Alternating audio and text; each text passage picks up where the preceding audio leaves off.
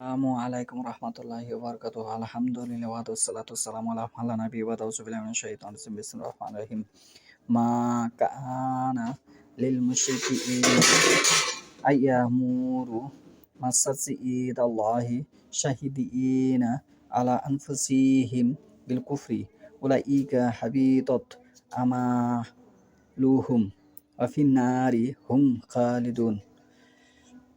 আজকের বক্তব্যের বিষয় হলো আল্লাহর মসজিদ সমূহের রক্ষণাবেক্ষণ এবং পবিত্রতা কত প্রকার কি কি। আল্লাহ মসজিদ সমূহ রক্ষণাবেক্ষণ করা মুশরিকদের কাজ হতে পারে না, যারা নিজেরাই নিজেদের বিরুদ্ধে কুফরি করার সাক্ষ্য দেয়। এ ধরনের লোকেদের যাবতীয় কাজ নিষ্ফল হয়ে গেছে এবং এরাই জাহান্নামে চিরকাল থাকবে। সূরা তাওবা 17 নম্বর আয়াত। সূরা তাওবার 17 নম্বর আয়াত পাঠ করলাম। তাহারাত পবিত্রতা। সালাতের আবশ্যক পূর্ব শর্ত হলো তাহারাত বা পবিত্রতা অর্জন করা, যা দুপ্রকারের। পবিত্রতা দুপ্রকারের: আভ্যন্তরীণ ও বাহিক অর্থাৎ দৈহিক। আভ্যন্তরীণ পবিত্রতা বলতে বোঝায় হৃদয়কে যাবতীয় শিরকি, আকীদা ও রিয়া মুক্ত রাখা এবং আল্লাহর ভালোবাসার ঊর্ধ্বে অন্যের ভালোবাসাকে হৃদয় স্থান না দেওয়া।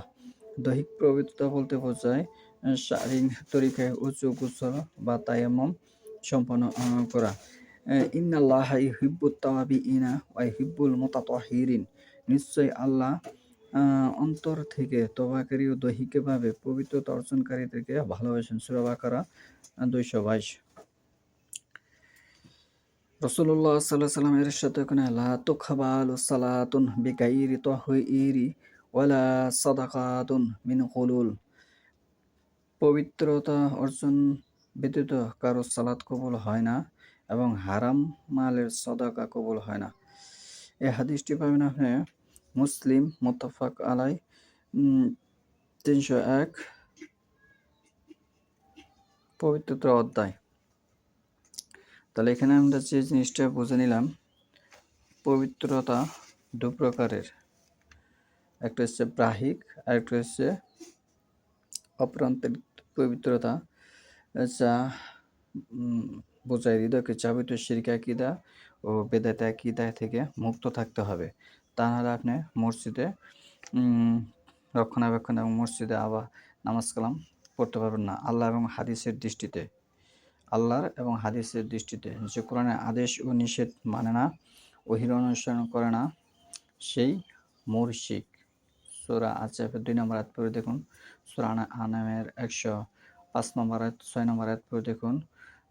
সূরা ইউসুফের 106 নম্বর আয়াত পড়ে দেখুন। কোরআনে আরো বিভিন্ন জায়গায় বর্ণনা এসেছে। সর্বশেষ আপনি সূরা আরাফের